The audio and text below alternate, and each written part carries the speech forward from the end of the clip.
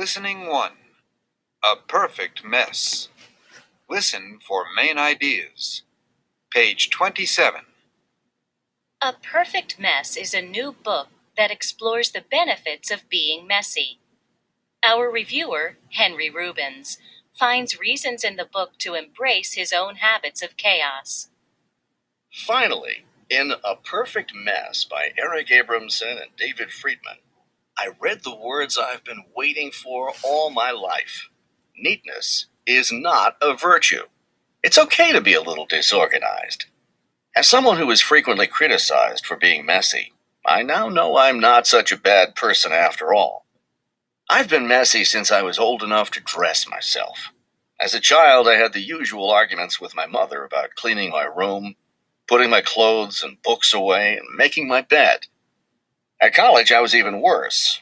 Books, papers, and dirty dishes were everywhere. Oh, part of it was because I was lazy.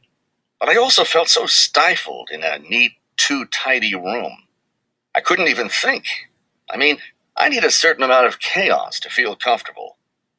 But it wasn't until I got my first job that I found out how deep the world's bias toward neatness and order is.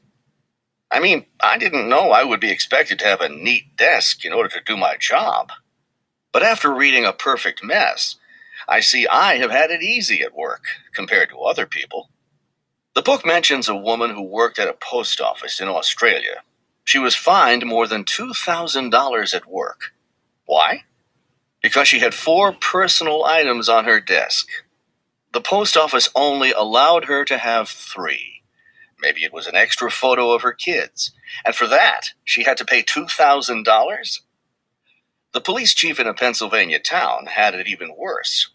He was actually fired from his job because of a messy desk. At least I've never lost a job.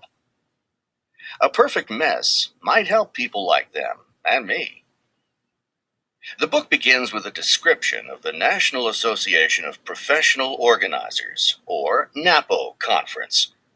NAPO is a professional organization I could never join. Anyway, NAPO has thousands of members. Thousands. These are people who have gone to graduate school in business or education or even law, and now devote their lives to helping the rest of us get organized. The authors, Eric Abramson and David Friedman, interviewed dozens of members of NAPO, and they point out that not once in any of the interviews does anyone answer the big question: what's wrong with being messy? In fact, throughout the rest of the book, the authors show us that being moderately messy can actually be good for us. A Perfect Mess takes the reader on a tour of the various messy parts of our lives, starting with those messy desks. The book argues that a messy desk can actually help you find things more easily because they're right out in the open, and it can help people make connections between ideas in new ways. Here's a great example. Leon Heppel was a researcher at the National Institutes of Health in Bethesda, Maryland, in the 1950s. One day he was working at his desk. He stumbled upon letters written by 2 different scientists. The letters were in the piles of paper on his messy desk.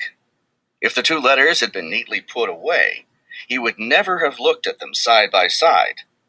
But he did, and he suddenly recognized an important connection between the 2 scientists' research.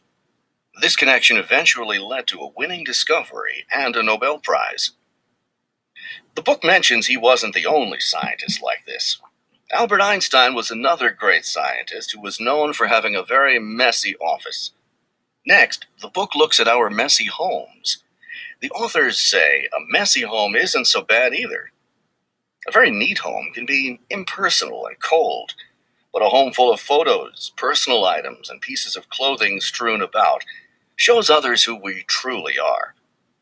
Many people believe that an untidy house sets a bad example for children.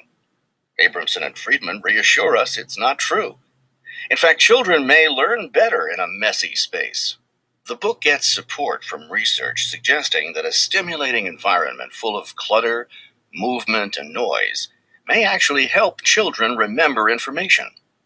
And it turns out that keeping your house too clean can actually be bad for children's health. Dirt and germs help children build up protection against diseases. And the authors offer more evidence in favor of mess. It seems not only are messy people often more successful than neat people, they tend to be more creative and open-minded. Take, for example, the composer, Johann Sebastian Bach. The authors describe his musical messiness. Apparently, each time he played a piece of music, he changed it. Bach would even take suggestions from the audience and work them into the music as he played. He sometimes went in so many different directions when he was playing that he upset the other musicians and the audience. I'm sure Bach would be surprised to see how inflexible people are today about his music. Each piece is played the same way, note for note, every time, all over the world. As the authors Eric Abramson and David Friedman look into our messy lives, they show us how a little chaos can be good for us. They tell us that mess may help us relax, be more creative, learn better, or even make an important scientific discovery. A Perfect Mess is a fascinating look at the unexpected benefits of mess. I'd recommend it to anyone, except possibly my kids.